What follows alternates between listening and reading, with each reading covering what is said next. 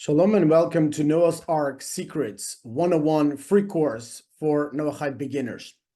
In this course, you'll discover the parallels between computer analysis of Noah's Ark and the design of its Kabbalistic inner dimensions, including the following features: detailed engineering and aspects of Noah's Ark, a deeper spiritual dimensions of the Ark, the role of Noah in building the Ark as a bridge between the Garden of Eden and the Messianic Era, and essential teachings for life. This course is organized in 5 video lectures, has 7 handouts, a final quiz. You will receive an Academy badge and a final certificate.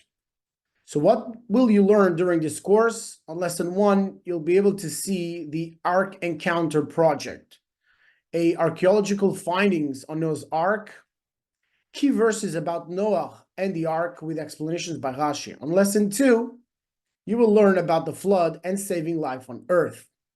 On lesson 3, the creatures and the ecosystem in the Ark and the genealogy from Adam to Noah.